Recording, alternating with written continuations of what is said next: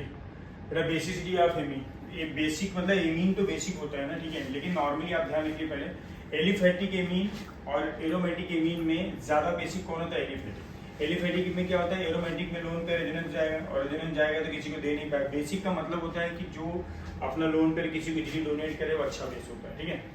इसका लोन पर अंदर जा रहा है, जब अंदर जाएगा तो दे ही नहीं पाएगा, इसलिए बेसिक सिटी इसकी कम हो जाएगी और ये इजीली डोनेट कर देगा। थोड़ा इंडक्टिव भी लग रहा है यहाँ तो इजीली डोनेट कर देगा।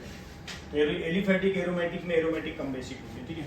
दूसरा, 3 ऑर्डर है बेसिक सिटी। पहला, अगर R की वैल्यू CH3 है और मैंने गैस फेज ले लिया तो उस समय 3 डिग्री 2 डिग्री 1 डिग्री, और 3 डिग्री ज्यादा होता है कि इंडक्टिव लगेगा।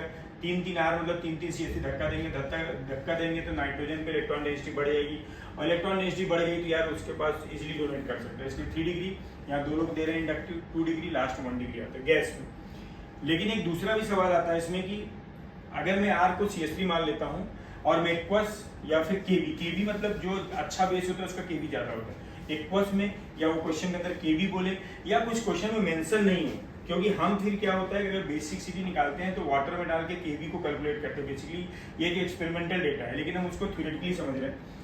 Aqueous KB not mention R CH3 उस समय 213 होता है। 2 डिग्री 1 डिग्री से ज्यादा इसलिए क्योंकि इंडक्टिव इफेक्ट डोमिनेंट है अदर इफेक्ट पे, 2 लोग धक्का दे रहे हैं। और अगर 1 डिग्री 3 डिग्री इसलिए ज्यादा है क्योंकि आप अदर इफेक्ट डोमिनेंट है इंडक्टिव। ये मैं समझा देता हूँ अदर इफेक्ट क्या होता है।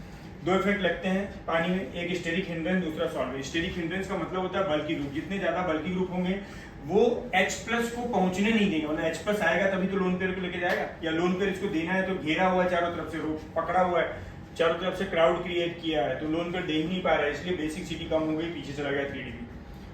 1 डिग्री ज्यादा हुआ क्योंकि स्टेरिक हिंड्रेंस कम था, तो स्टेरिक हिंड्रेंस से फंडा क्लियर होगा, मतलब अगर स्टेरिक हिंड्रेंस बढ़ेगा बेसिक सिटी कम होगा। दूसरा एक सॉल्वेशन। सॉल्वेशन एक ऐसा इफेक्ट है कि जहां पे पानी का मॉलिक्यूल, देखो 1 डिग्री में ज्यादा हाइड्रोजन बॉन्डिंग बनेगी, या 2 H है, एक H ऑक्सीजन के लोन पेयर से बनेगा, दूसरा भी H ऑक्सीजन से लोन पेयर बनेगा, और ये लोन पेयर किससे बने? वाटर की H के साथ, तो ये हाइड्रोजन बॉन्ड 1 2 3 हाइड्रोजन बनाएगा, और यहाँ पे क्या हो जाएगा? बड़ा एक ही बन पाएगा। मतलब कहने का मतलब है कि हाइड्रोजन बॉन्डिंग बढ़ती है तो बेसिक सिटी आप सॉल्वेशन बढ़ेगा, और सॉल्वेशन बढ़ेगा बेसिक सिटी बढ़ेगी, ठीक है बेटा।